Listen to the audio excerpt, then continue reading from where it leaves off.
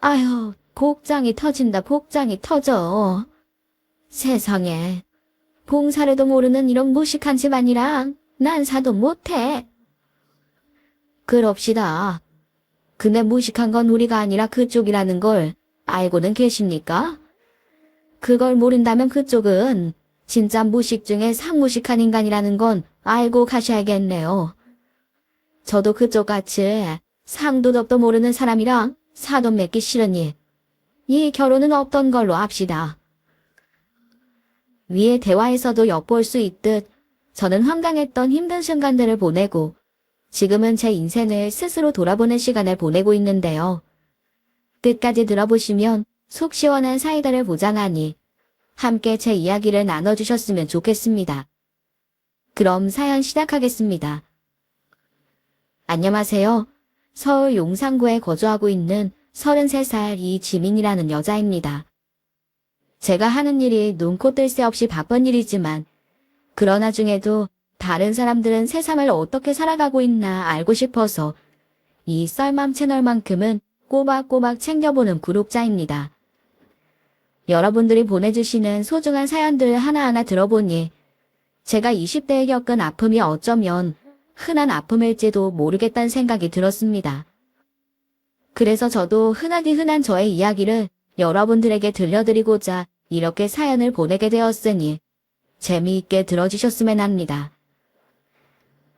사람이라면 누구나 살면서 실수를 하고 흠 하나쯤은 가지고 산다고 생각해요. 어른이 되어도 실수를 하는 게 사람이지만 어릴 때는 특히나 굳이 하지 않아도 되는 어리석은 실수를 저지르게 되더라고요. 그래서 선택이라는 게 참 중요한 것 같습니다. 지금 제가 여러분들에게 들려드릴 제 이야기는 제가 20대 때 못 모르고 저지른 아주 큰 제 실수에 대한 이야기입니다. 제가 대학교 때 만나던 남자친구가 있었어요. 성인이 돼서 처음 사귄 남자친구였는데 남자친구가 군대에 다녀오면서 미국으로 유학을 간다고 하더라고요. 유학을 가면 언제 돌아올지 모른다는 남자친구의 말에 저는 덜컥 겁이 났습니다. 너 유학 가서 언제 올지 모르는 거면 우리 헤어져야 되는 거 아니야? 난 너랑 헤어지기 싫어. 나이가 어린 탓도 있었지만 연애 경험도 적은 탓에 저는 남자친구와 헤어지기 싫다며 무작정 떼를 쓰기 시작했습니다. 제가 딱히 할 수 있는 것도 없었는데 말이죠. 제가 막무가내로 떼를 쓰자 남자친구가 제게 결혼을 하는 게 어떻겠냐 물었어요. 나도 너랑 헤어지기 싫어서 어떻게 하면 우리가 안 헤어질 수 있나 생각해봤거든. 우리가 헤어지지 않으려면 결혼을 하는 수밖에 없을 것 같아. 그러니까 내가 유학 가기 전에 한국에서 결혼식 올리고 같이 유학을 가는 거야. 너도 유학 가고 싶다고 그랬었잖아. 지금 보면 참 말도 안 되는 소리였지만 그때 저는 그게 제 유일한 희망이라고 생각했습니다. 그래서 남자친구의 제안을 냉큼 받아들였습니다. 20살 때부터 사귀었던 남자친구라 저희 부모님과도 오랜 시간 알고 지낸 사이였기 때문에 저희 부모님은 저희 생각에 대해서 흔쾌히 허락해 주셨네요. 듣고 계시는 분들은 너무 쉽게 결혼을 허락한 저희 부모님의 흉을 보실 수도 있겠지만 그때 저희 부모님 생각은 이러했어요. 미국이라는 먼 타지에 가서 혼자 공부하는 것보다 같이 공부하면서 서로 의지도 하고 의기투합도 하면 좋은 가정을 이룰 수 있을 거라고 생각하셨던 것이었죠. 그래서 감사하게도 저희 부모님에게는 결혼 허락을 다소 쉽게 받을 수 있었습니다. 하지만 문제는 바로 남자친구네 집 쪽이었어요. 저는 남자친구와 연애를 하면서도 남자친구 가족을 단 한 번도 만난 적이 없었는데 그건 바로 남자친구의 말 때문이었습니다. 우리 엄마가 아빠 대신 우리 집을 일으켜서 성격이 장난 아니야. 완전 호랑이 장군 같아. 그래서 조금 예민한 구석도 있어서 너는 웬만하면 우리 엄마 최대한 늦게 보는 게 좋을 거야. 남자친구는 아직 인사를 드리지 못한 남자친구네 집안에 대해 계속해서 저에게 겁을 줬어요. 그래서 올해 남자친구를 만나는 동안에도 예비 시모를 감히 볼 생각도 하지 못하고 있었습니다. 하지만 이제는 결혼 허락은 받아야 되니 나를 잡아 남자친구와 함께 남자친구네 집으로 향했네요. 남자친구 엄마는 역시나 보통 아닌 분위기를 가지고 있었어요. 머리부터 발끝까지 화려하게 꾸민 모습으로 저를 맞이했는데 딱 봐도 절 마음에 들어하지 않는 눈치였습니다. 예비 시모는 저를 앉히자마자 물 한 잔도 내주지 않고 말했어요. 너 우리 성빈이랑 결혼하고 성빈이 따라서 미국으로 유학 가고 싶다고 했다면서? 유학 갈 돈은 있니? 설마 우리 집에서 네 유학 비용까지 대줄 거라고 생각하는 건 아니지?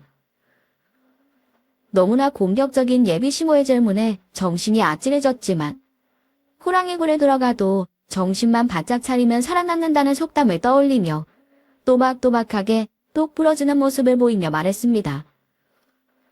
제 유학 비용은 저희 부모님이 내주신다고 하셨어요. 이번 일이 아니더라도 부모님이 제가 유학을 원하면 보내줄 생각이셨다고 하시더라고요. 그러니까 제 유학 비용 걱정은 하지 않으셔도 돼요. 나름대로 똑부러지게 대답을 한 듯 했지만 제 대답이 예비 시모에게는 시원찮은 대답인 듯 했습니다. 제 대답을 들은 예비 시모는 그 당시 어린 제가 들어도 막말처럼 느껴질 정도로 저희 집을 무시하며 말했어요. 너네 부모님은 미국 유학 비용이 1년에 얼마나 드는지 알고 그런 소리를 하셨다니? 너도 그렇고 너희 부모님도 뭘 몰라서 그러는 것 같은데 학비랑 생활비까지 하면 1년에 억 단위로 드는데 그건 알고 유학 보내주신다고 하신 거니? 저희 부모님도 그 정도는 생각하시고 보내주신다고 하셨을 거예요. 저도 1년에 억 단위까지는 아니더라도 몇 천은 들 거라고 생각했고요.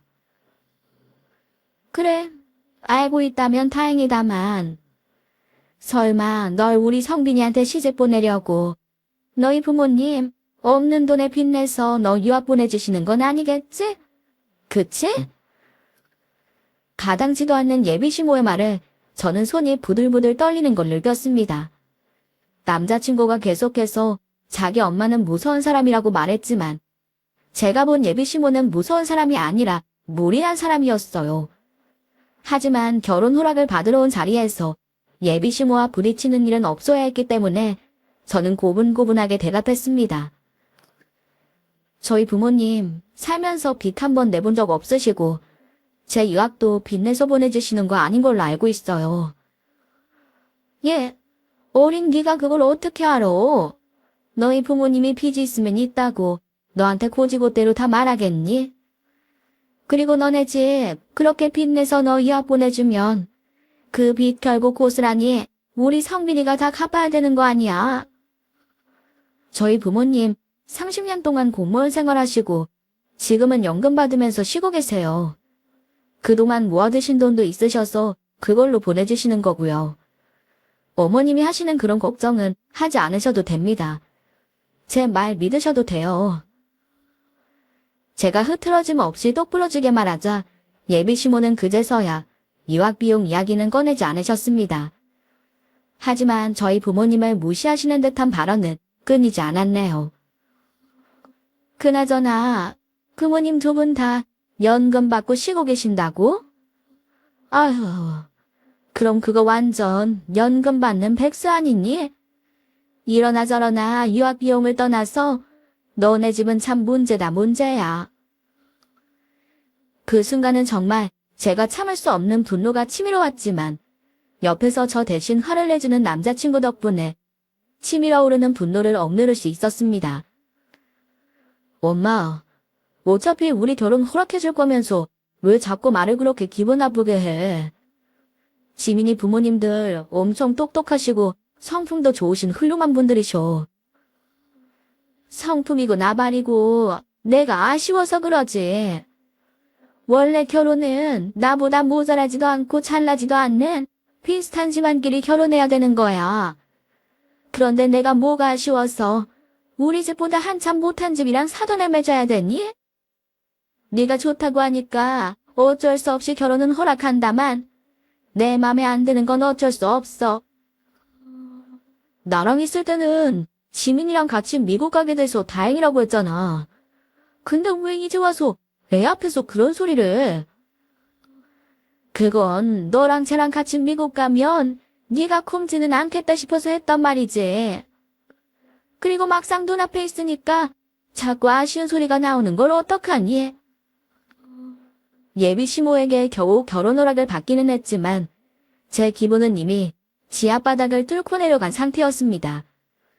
밥을 먹는 동안에도 예비 시모는 제 기분이 어떻든 상관없이 자기 자랑을 늘어놓기 바빴어요.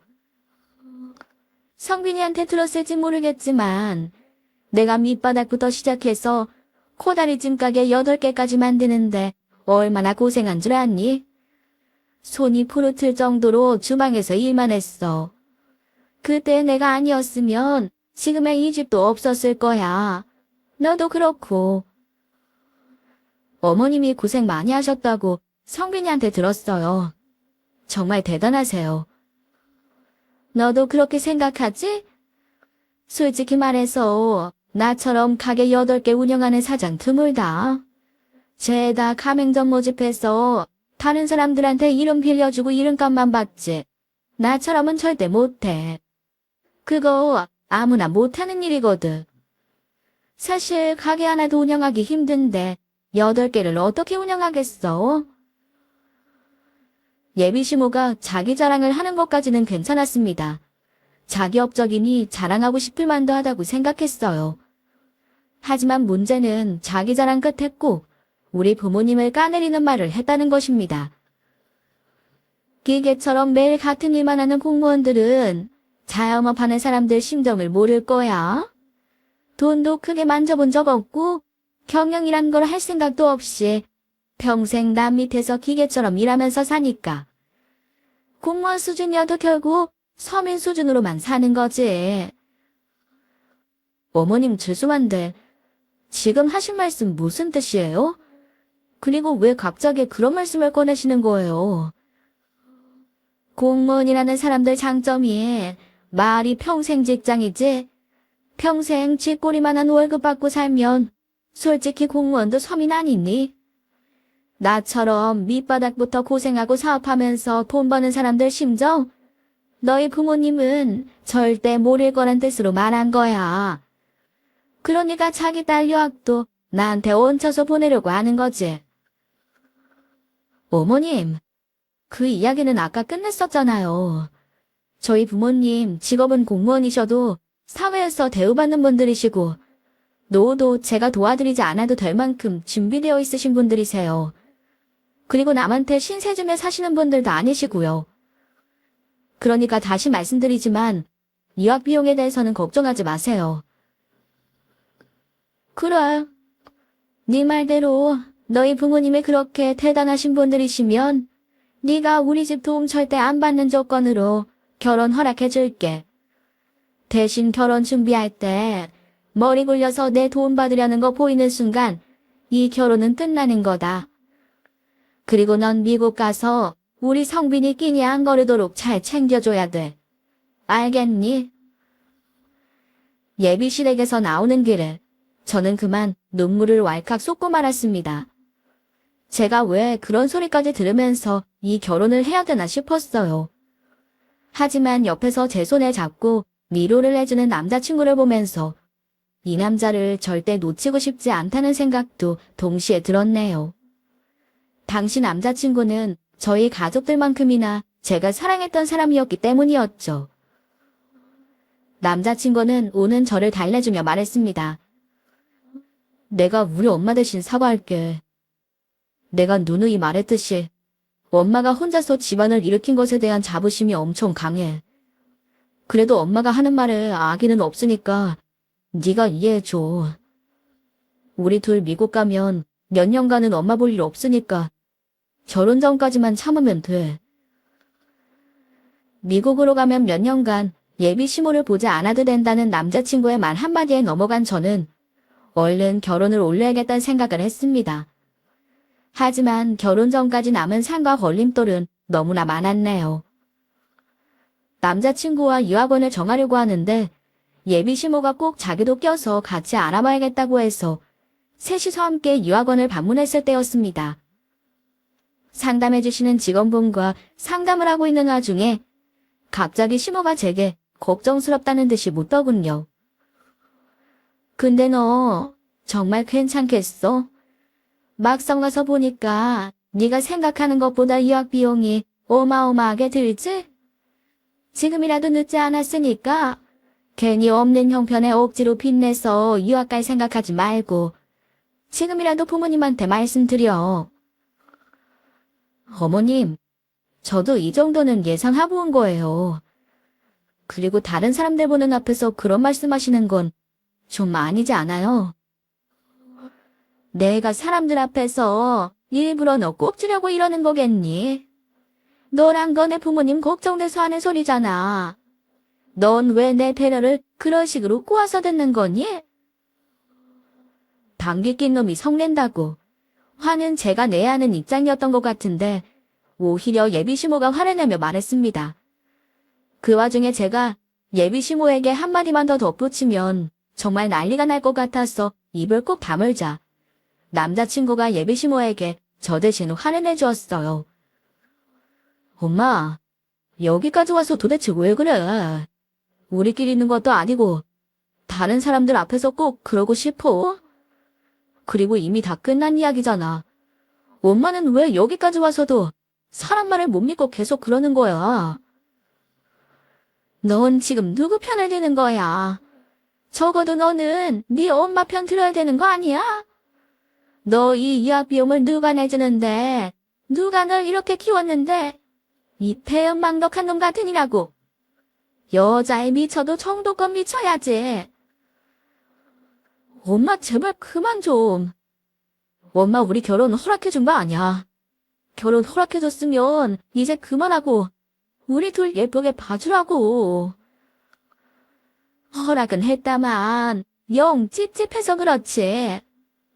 없는 살림에 너랑 어떻게든 결혼하려고 너 따라서 억지로 유학 가려고 하는 것 같아서 그래. 너 엄마 촉 좋은 거 알아 몰라? 결국 그날은 예비시모 때문에 상담도 제대로 받지 못하고 어영부영 상담을 끝내고 말았습니다.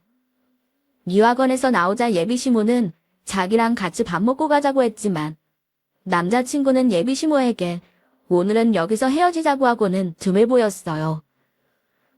남자친구는 제 기분을 풀어주고 싶었던 건지 평소에 잘 가지도 않던 고급 식당으로 절 데리고 가더군요. 그리고 그곳에서 저는 남자친구랑 참 많은 대화를 나눴습니다. 남자친구는 자신이 예비시모와 전혀 다른 생각을 가지고 있는 사람이고 자기는 아들이긴 하지만 자기 엄마가 잘못된 사람이라고 생각하고 있다고 저를 안심시켜 주었네요. 저의 기분을 풀어주고 안심시켜주려는 남자친구의 노력 덕분에 예비시모 때문에 상했던 마음을 풀고 음식점에 나서려고 할 때였어요. 남자친구가 계산을 하기 위해 종업원에게 카드를 내미는 순간 어디선가 손이 튀어나와 카드를 들고 있는 남자친구의 손을 찰싹하고 때렸습니다. 성빈이 너 왜 네가 계산을 해? 먹은 건 둘이 같이 먹었는데 네가 왜 계산을 하냐고. 엄마가 너 이러려고 용돈 주는 줄 알아? 하늘에서 떨어진 건지 땅에서 솟은 건지 어디선가 갑자기 나타난 예비시모 때문에 저는 깜짝 놀라 뒤로 나자빠질 뻔했고 남자친구는 어디선가 나타난 예비시모를 보고 순식간에 화가 몰려왔는지 얼굴이 홍당무처럼 빨개져서는 예비시모에게 소리쳤습니다. 엄마, 집 안 가고 설마 우린 미행하면서 지켜보고 있었던 거야. 그래, 너희 둘 데이트 어떻게 하는지 한번 보려고 미행했다 왜? 너네 둘 결혼하면 돈도 아껴 써야 되는데 제 씀씀이가 어떤지 나도 알아야 되는 거 아니니? 엄마가 지민이 씀씀이를 왜 확인해? 그리고 내가 오늘 지민이 맛있는 거 사주고 싶어서 사주는 건데 팔리는 왜 이러냐고. 예비시모는 남자친구와는 더 이상 대화가 통하지 않는다고 생각했는지 시선을 제게 돌리더니 저에게 소리를 질렀어요. 너는 설마 지금까지 우리 성빈이한테 얻어먹기만 한 거니? 너 거지야. 너 이러고도 정말 우리 성빈이 돈 보고 달라붙은 거 아니라고 잡아뗄 거야? 어머님 거지라뇨. 어머님 말씀과는 다르게 저는 거지가 아니라서 성빈이랑 데이트하면서 저도 쓸 만큼 썼어요. 말씀이 너무 지나치신 거 아니에요? 내 말이 뭐가 지나치다는 거야. 아들 둔 부모로서 당연히 할 수 있는 말 아니니? 너도 나중에 아들 낳아서 기어봐라. 딱 보니 나보다 더하면 더했지 덜하지는 않을 거다. 결국 저희는 음식점 종업원에게 쫓겨나고 말았습니다. 예비 시모 때문에 영업방해가 된다고 말이에요. 그날 이후 저는 남자친구와의 결혼을 다시 생각해보게 되었어요. 남자친구가 너무 좋아서 남자친구 군대도 기다려주고 유학도 가려고 했었는데 예비 시모의 인성 때문에 남자친구를 향한 제 마음이 눈 녹듯 사라지고 있었기 때문입니다. 그래서 제가 남자친구에게 말했습니다. 나 너랑 결혼 다시 생각해봐야 될 것 같아. 이유는 굳이 말 안 해도 너도 알 거라고 생각해. 미안해. 우리 엄마 때문이지. 내가 너였어도 나랑 결혼하는 거 망설였을 거야. 우리 엄마가 워낙 기가 세고 스스로에 대한 자부심이 강해서 조금 고집이 센 경향이 있잖아. 그게 너무 표출되다 보니까. 넌 아직도 그 소리니? 이렇게 말해서 미안한데 너희 엄마는 기가 세고 스스로에 대한 자부심이 강해서 그러는 게 아니야. 그냥 사람에 대한 배려도 없으시고 자기밖에 모르는 이기적인 사람이라서 그래. 사리분별을 못하시는 분이라고. 제 말에 남자친구는 입을 꼭 다물었습니다. 저는 남자친구가 제 말 때문에 기분이 나빠서 그러는 줄 알았어요. 하지만 남자친구는 한참을 생각하더니 결국 제 말에 동의하며 말하더군요. 네 말이 맞아. 우리 엄마 막무가내 아나무인한 사람이야. 나도 알고 있었는데 그걸 인정하기 싫었나 봐. 이번에 결혼 준비하면서 깨달았어. 우리 엄마 사리분별 못하는 사람이라는 걸. 내가 사랑하는 너한테 그러는 거 보고 결국엔 우리 엄마가 그런 사람이라는 걸 받아들이게 되더라. 그러면서 남자친구는 제 어깨에 기대어 눈물을 흘렸습니다. 자신의 잘못을 스스로 깨닫는 것도 힘들지만 자신을 낳아준 부모가 그런 사람이라는 걸 인정하고 받아들이는 건 그것보다 더 힘들다고 생각했어요. 남자친구는 한참을 제게 안겨 울다가 이렇게 말하더군요. 우리 엄마가 어떤 사람인지 내가 누구보다도 잘 아니까 앞으로 내가 더 노력하면 안 될까? 전에 말했던 것처럼 우리 미국 가서 거기서 자리 잡고 한국으로 안 돌아오면 엄마 만날 일도 없어서 괜찮을 거야. 그게 정말 가능하다고 생각해? 계획은 언제나 바뀔 수 있는 거잖아. 미국에 있다가 한국으로 들어오고 싶으면 어떡해? 네 엄마 때문에 난 한국도 못 들어오고 미국에서 계속 살아야 돼? 내가 어떻게 해서든 엄마랑 너 안 부딪히게 만들게. 혹시나 부딪힐 때가 오면 내가 가운데서 잘할 테니까 제발 너라도 나 믿어주면 안 될까? 나도 너 없으면 못 살지만 너도 나 없이는 못 살잖아. 그러니까 나 믿고 따라와 줘. 남자친구의 말이 맞았습니다. 당시 저는 남자친구 없으면 못 살 것 같아서 결혼을 결심한 것이었어요. 그래서 결국 저는 다시 한번 남자친구의 말을 믿어보기로 했네요. 한국에 있을 때까지만 견디면 괜찮아질 거라고 생각을 하기로 했고, 그래서 저는 저희 친정부모님에게 별다른 이야기 없이 상견례를 진행시켰습니다. 그리고 상견례 전 남자친구는 제가 예비 시모 때문에 상견례 자리를 걱정하는 걸 알고 저를 안심시켜 주었어요. 내가 엄마한테 상견례 자리에서는 너한테 막대하는 모습 보이지 말라고 미리 말해놨으니까 걱정하지 마. 어머님이 나한테 그랬던 것처럼 우리 아빠랑 엄마한테도 그럼 어떡해? 그럼 나 정말 못 참을 것 같아. 그것도 걱정하지 마. 절대로 상대방 무시하거나 무례한 행동 하지 말라고 경고 단단히 내놨으니까. 우리 아빠도 엄마 보고 웬만하면 입 다물고 있으라고 하더라. 남자친구 말로는 예비 시모가 남들 앞에서 그렇게 떵떵거리면서 살아도 시부 앞에서는 꼼짝도 못한다고 했어요.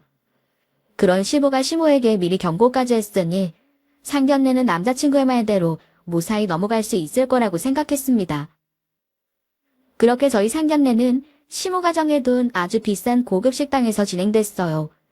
한 사람당 식사 비용이 20만 원이 넘는 아주 비싼 곳이었습니다.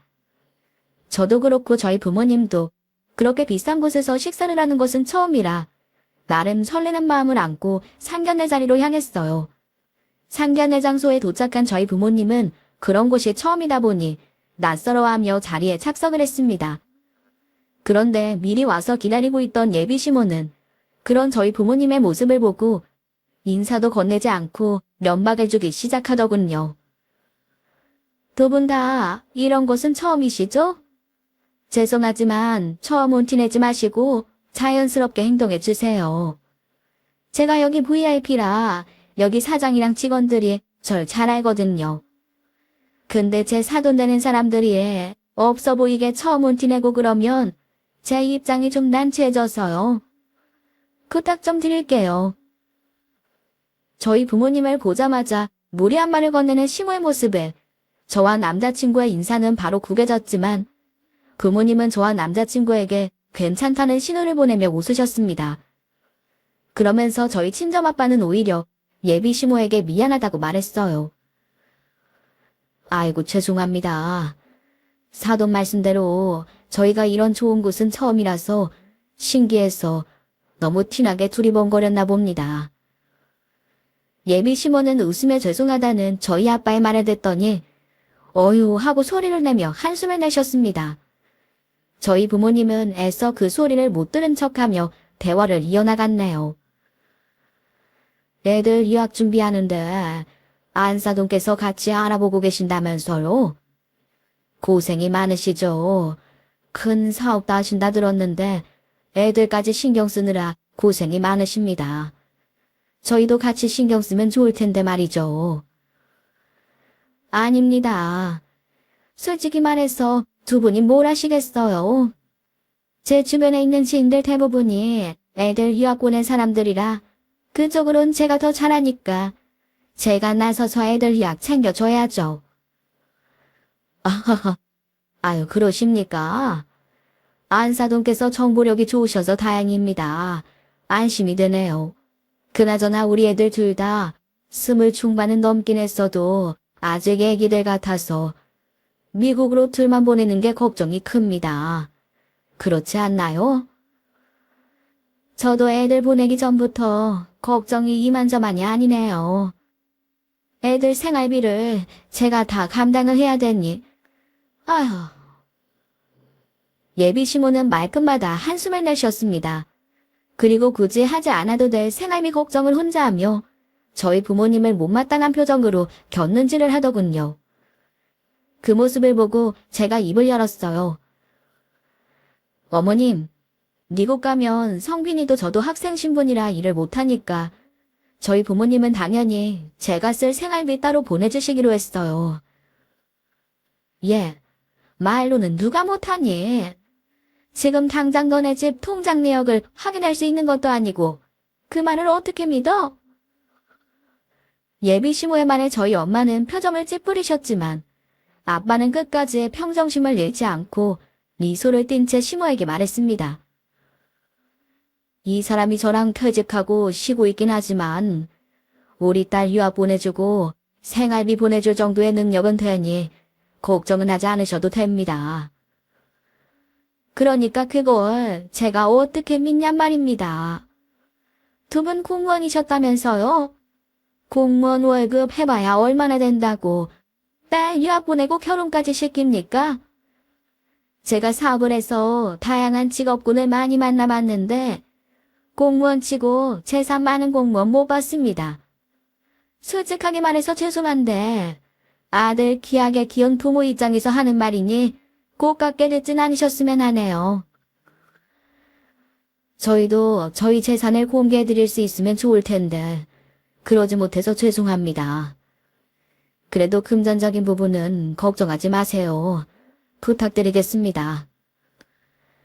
저희 아빠는 예비시모 앞에서 정중하게 두 손을 모아 부탁을 드렸습니다.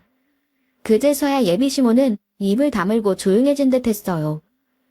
웃는 얼굴에 침을 못 뱉는다는 속담이 맞는 건지 아니면 아빠의 전공법이 먹혀든 건지 알 수는 없었습니다. 어쨌든 그렇게 무사히 식사를 끝내고 계산을 할 때쯤이었어요. 안 사돈 덕분에 이런 좋은 곳에서 식사를 할 수 있어서 참 감사했습니다. 감사의 의미로 오늘은 저희가 계산하도록 하겠습니다. 그래도 될까요? 저희 아빠의 질문에 예비시모는 어이없다는 표정을 짓더니 목청이 보일 정도로 큰 소리를 내며 경박하게 웃었습니다. 그런 예비시모의 모습에 저희 아빠를 제외한 모든 사람들의 표정이 일순간 구겨졌죠. 어머님, 왜 그렇게 웃으세요? 뭐가 잘못됐나요? 참다 못한 제가 예비시모에게 묻자 예비시모는 웃는 걸 멈추고 재미있다는 듯 웃음을 참으며 말하더군요. 사돈어른, 아까 메뉴판 못 보셨어요. 여기 한 사람당 식사 비용이 20만 원이에요. 저희 6 하면 최소 120만 원은 된다는 건데 와인도 시키고 했으니 150만 원 가까이는 나올 거라고요. 아, 예. 그건 저도 알고 있습니다. 오늘 와서 먹어보니 비싼 값어치를 하는 음식들이더라고요. 다음부터 저도 종종 이런 좋은 곳 찾아다녀 봐야겠습니다. 덕분에 좋은 경험했습니다. 아이고, 사돈어른 말을 돌리시네. 괜한 무리하지 마시고요. 오늘 건 제가 계산하겠습니다. 지금 계산하시면 2번 받으시는 한 달 연금 절반은 여기에 쓰시는 거 아닌가요? 끝을 모르고 무리하게 구는 시모의 태도에 예비시모를 말리려고 제가 입을 때려는 순간 남자친구가 저의 말을 가로막았습니다. 엄마, 도대체 왜 이렇게 무리하게 행동하는 거야? 여기 내 상견례 자리인 거 잊었어? 내가 뭘 무리하게 굴었다고 그러니? 너나 엄마한테 버릇없이 굴지 마. 그리고 넌 벌써부터 너희 장인 팬이나 들고 이게 뭐 하는 짓이니? 가진 것도 없는 장인한테 그렇게 잘 보이고 싶어? 엄마 지금 도대체 무슨 말을 하고 있는 거야? 제발 그만해. 오늘 이러지 않기로 너랑 아버지랑 약속했잖아. 아휴, 그래 알겠다. 내가 졌어. 사돈어른도 보셨죠? 자식 이기는 부모 없다고 저도 아들한테 이렇게 지고 살아요. 우리 아들이 이렇게 화를 냈니 저도 어쩔 수 없죠. 오늘은 사돈어른이 계산하세요. 다음엔 제가 더 비싼 걸로 대접할게요. 저희 엄마는 얼른 자리에서 일어나고 싶은 눈치였고 저도 얼른 그 자리에서 벗어나고 싶어 아빠에게 얼른 계산을 하라고 부추겼어요. 저희 아빠 카드를 받아든 종업원이 계산을 끝내고 영수증을 가지고 저희 아빠에게 건네주자 영수증을 받아든 아빠가 영수증을 보며 궁금하다는 듯 말했습니다. 봉사료? 봉사료라는 것도 같이 계산됐는데 이게 뭐지? 팁 같은 건가? 우리나라에도 팁을 받는 식당이 있었네. 저희 아빠는 저를 보며 봉사료가 뭐냐고 물었습니다. 제가 아빠에게 아빠가 생각하는 팁이 맞다고 말하려는 찰나 당정맞은 예비시모가 제 말을 가로막고는 이렇게 말했어요. 사돈어른은 그 나이가 되도록 봉사료가 뭔지도 모르고 사셨어요. 봉사료를 모르고 살았다기보단 봉사료 있는 식당은 처음 와봤어요. 처음 온 게 너무 티났나요? 아유, 무식해서 참. 내가 이런 무식한 집안이랑 사돈에 맺어야 된다니. 복장이 터진다, 복장이 터져. 지금 뭐라고 하셨습니까? 저희 보고 무식한 집안이라고 하셨어요. 네, 제가 어떻게 해서든 우리 아들 보고 참으려고 했는데 도저히 못 참겠습니다. 없는 게 티나는 건 어쩔 수 없다고 쳐도 무식한 티 내는 건 정말 못 참겠어서요. 가난한 건 제 능력으로 커버할 수 있지만 무식한 건 제 능력으로 커버가 안 되잖아요. 시몬은 들고 있던 냅킨을 테이블 위로 거칠게 집어던지더니 자리에서 일어나며 나갈 채미를 하더군요. 그냥 우리 애들 결혼은 없던 걸로 합시다. 그쪽 집안은 그쪽 집안 수준에 맞는 사람들 만났으면 하네요. 아무리 봐도 우리 집안이랑은 수준이 안 맞아서 안 되겠어요. 이보세요. 지금 누가 할 소리를 하고 계신 겁니까? 다른 자리도 아니고 애들 산던 애 자리라 참았는데 해도 너무하신 거 아닙니까? 누가 참으라고 시켰어요. 아쉬운 적이 그쪽이니까 참은 거 아닙니까? 어떻게든 우리 집에 붙어 먹으려고 하는 거 제가 모를 줄 아세요. 그쪽이 가진 게 얼마나 많아서 자꾸 그런 소리를 하는지 모르겠지만 무식한 건 우리가 아니라 그쪽이라는 거 알고는 계십니까? 그걸 모른다면 그쪽은 진짜 무식 중에 상무식한 인간이라는 건 알고 가셔야겠네요. 저도 그쪽같이 상도덕도 모르는 사람이랑 사돈 맺기 싫으니 이 결혼은 없던 걸로 합시다. 저희 아빠는 저와 엄마를 자리에서 일으키며 집으로 돌아가자 했습니다. 남자친구는 저희 가족을 붙잡았지만 저와 저희 부모님은 뒤도 돌아보지 않고 그곳에서 빠져나왔어요. 그런데 예비 시모가 지갑에서 돈 뭉치를 꺼내들고 쫓아오더니 저희 부모님에게 10,000원짜리 돈 뭉치를 던지며 말하더군요. 돈도 없는 당신들한테서 비싼 다 얻어먹은 게 미안해서 그러는 거니까 이 돈 가져가세요. 당신들 지금 10원도 아까운 때 아닌가요? 저와 저희 부모님은 눈앞에 흩어져 떨어져 있는 10,000원짜리 지폐를 보고 어이가 없어 아무 말도 하지 못했습니다. 하지만 그때만큼은 참을 수 없던 저는 예비 시모가 던진 돈 위에 침을 뱉어버렸어요. 이딴 더러운 돈 필요 없으니까 당신이나 가지세요. 누굴 진짜 거지로 하나. 사랑했던 남자친구와의 관계가 끝이 나는 건 마음 아픈 일이었지만 저도 저희 부모님을 무시하는 집안에는 시집갈 수 없었습니다. 그래서 미련 없이 남자친구와의 관계를 마무리 지었네요. 남자친구는 하루가 멀다 하고 저희 집 앞으로 찾아와 용서를 구했지만 저는 그 용서를 받아주지 않았어요. 파혼 후 저는 당황하지 않고 바로 로스쿨 준비를 했습니다. 미국 유학행 대신 변호사 준비를 시작한 것이었죠. 예비 시모에게 그런 꼴을 당하고 파혼을 해서 그런지 도끼가 생기더라고요. 그래서 저는 미친 듯이 로스쿨을 준비해 로스쿨에 들어가게 되었고 몇 년 후 저는 평생 제 계획이 없던 변호사가 되었습니다. 제가 변호사가 되자마자 저희 부모님은 법률사무소인 로펌을 개업하셨어요. 저희 부모님이 로펌을 개업하셨다고 하니 듣고 계시는 여러분들도 무슨 말인가 싶으시죠? 사실 공무원이라고 했던 저희 부모님은 두 분 다 전직 판사이셨습니다. 사실 판사도 공무원이긴 마찬가지잖아요. 어디 가서 부모님이 판사라고 하면 뒤에 붙는 질문들이 많았기 때문에 저는 한 번도 부모님 직업이 판사라고 제 입으로 말한 적이 없습니다. 그건 부모님 두 분도 마찬가지셨고요. 저는 어릴 때부터 귀에 닿지가 않도록 들었던 말이 있습니다. 지민아, 어디 가서 부모님 직업이 뭐냐고 묻거든 판사라고 하지 말고 공무원이라고 해라. 무슨 일 하는 공무원이냐 물으면 법원에서 일하는데 무슨 일을 하는지는 정확히 모른다고 해. 알겠지? 부모님의 가르침 덕분인지 저는 어릴 때부터 어디 가서 절대 부모님이 판사라는 사실을 이야기하지 않았어요.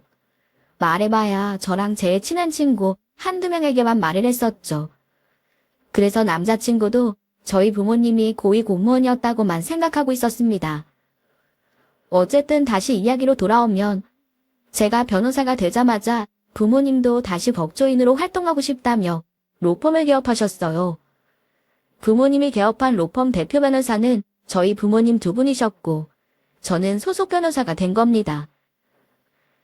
부모님이 로펌을 개업하자마자 손님들이 물밀듯이 몰려왔습니다. 그 이유는 바로 전직 판사가 변호사로 개업 후 처음 받는 소송을 유리하게 판결을 내리는 특혜인 전관 예우 때문이었죠. 그 덕분에 손님들이 많이 오긴 했지만 저희 부모님은 꼭 억울하고 형편이 어려운 사람을 돕고 싶다며 첫 소송을 신중하게 고르고 있던 때였습니다. 제가 사무실에서 일을 보고 있을 때 사무실 밖에서 소란스러운 소리가 들려왔어요.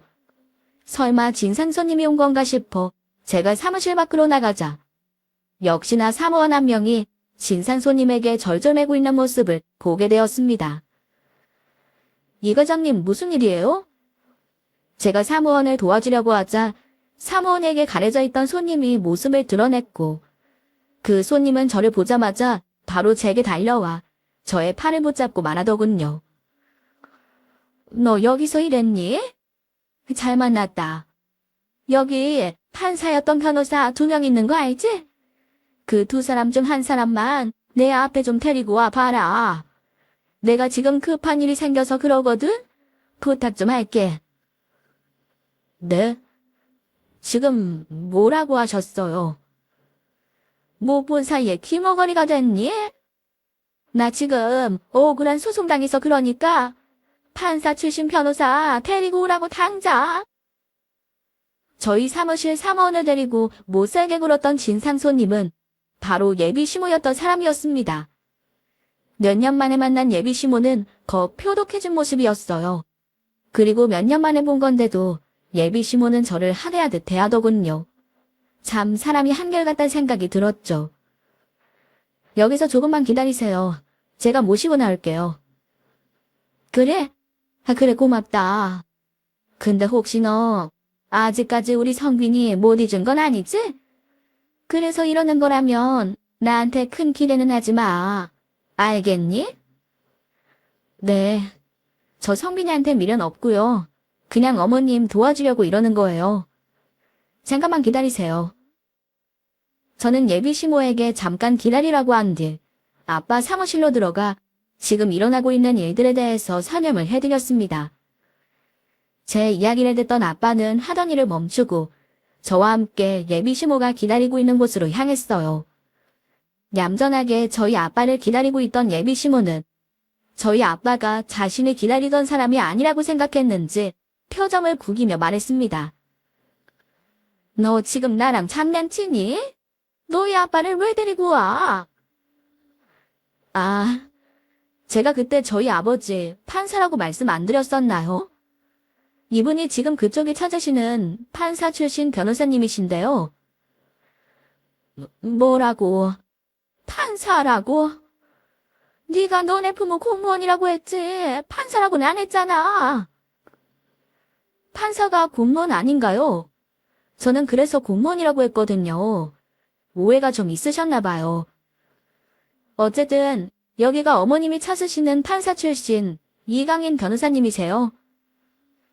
예비 시모는 저희 아빠의 직함을 듣자마자 두 눈을 질끈 감아버렸습니다. 자기 귀가 의심된다는 듯 머리를 한번 흔들더니 재차 되물었어요. 판사라고? 너희 아버지가 판사 출신 변호사야? 이게 어떻게 된 일이니? 성빈이랑 파혼하고 제가 로스쿨 들어가서 변호사가 됐거든요. 제가 변호사 되니까 판사셨던 부모님이 저랑 같이 일하고 싶다고 로펌 사무실을 개업하신 거예요. 그리고 마침 어머님이 저희 아버지 도움받으시려고 오신 거고요. 아이고, 세상에 인연이 이렇게 되려고 우리가 그렇게 헤어졌었나 보구나. 잘 됐다, 잘 됐어. 사돈어른, 이렇게 된 거 저 좀 도와주세요. 갑자기 그 여자는 자리에서 일어나더니 저희 아빠 옆에 딱 붙어서는 말했습니다. 무식한 저한테 무슨 도움이 필요해서 이런 누추한 곳까지 찾아오셨습니까? 그땐 제가 뭘 몰라서 그랬습니다. 죄송합니다. 제가 정말 사돈어른의 도움이 너무 필요해서 그렇습니다. 저 한 번만 좀 살려주세요. 부탁드립니다, 사돈어른. 예비 시모는 저희에게 다른 유명 코다리찜 맛집에 레시피 소송을 당했다고 했어요.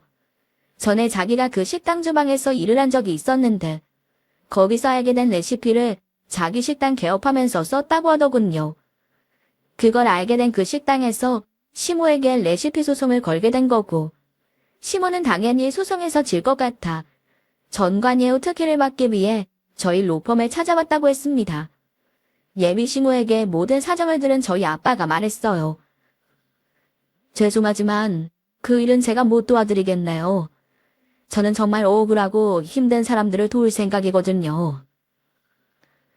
사돈어른, 지금 세상에서 가장 억울한 건 접니다, 제가 거기서 레시피를 가져오긴 했어도 가게 8개를 만든 건 오롯이 제 능력 덕분이었어요.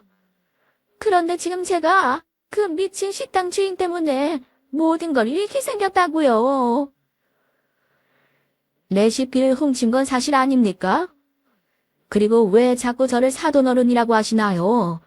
우리 인연이 끊긴 지 지금 몇 년이 지났는데요. 냉정한 저희 아빠의 태도에 시모는 갑자기 두 손을 모아 빌며 말했습니다. 사돈어른, 우리 성빈이가 아직 지민이를 잊지 못했어요. 그러니까 우리 애들도 다시 이어주고 저희 인연도 다시 이어가면 안 될까요? 더 이상 그쪽한테 듣고 싶은 말 없으니 이만 돌아가세요. 결국 예비 시모는 사무원의 손에 이끌려 쫓겨나게 됐습니다. 하지만 시모는 계속해서 저희 사무실로 찾아왔어요. 심지어 돈다발을 들고 와서 수익료는 얼마가 됐든 다 줄 테니 제발 자기 좀 도와달라고까지 하더군요. 저는 남자친구와의 예정을 생각해서 좋게 마무리를 지으려고 했지만 끈질긴 예비시모 때문에 어쩔 수 없이 영업방해로 예비시모를 경찰에 신고할 수밖에 없었습니다. 예비시모는 경찰 손에 이끌려가고 나서야 그 후로 저희 사무실을 찾아오지 않았어요. 그 이후 저는 예비시모의 소식을 인터넷 뉴스를 통해서 볼 수 있었네요. 레시피를 훔쳐 대형 식당을 차린 60대 여자가 3번의 재판에서 패소했다는 내용의 뉴스였습니다. 그 이후 대학 친구들에게 들었는데 남자친구 집은 쫄딱 망해서 빈털터리가 됐다고 하더라고요. 레시피를 훔쳤다고 뉴스에 나올 정도였으니 가게는 당연히 순식간에 망했고 욕심 많던 시모는 끝까지 욕심을 놓지 못하다 그나마 가지고 있던 재산도 잃게 되었다고 해요. 남자친구가 그렇게 된 건 참 마음이 아프고 딱했지만 예비시모가 그렇게 된 건 인간고라는 생각이 들어 안타까운 마음이 들진 않았습니다. 제가 인생에서 파혼이라는 실수를 한번 저지르긴 했지만 저는 아직도 너무 어리고 젊기 때문에 얼른 그 실수의 아픔을 잊어버리고 훌훌 털어내고 싶습니다. 몇 년이 흐르긴 했지만 아직도 그때를 생각하면 마음이 힘든 건 어쩔 수 없더라고요. 하지만 언젠가는 분명 저도 지난날의 일들을 다 털어낼 수 있겠죠? 제 이야기를 들어주신 여러분들의 많은 응원 부탁드립니다. 그리고 제 이야기 끝까지 들어주셔서 감사해요. 모두 건강한 삶 사시길 기도드리겠습니다. 감사합니다.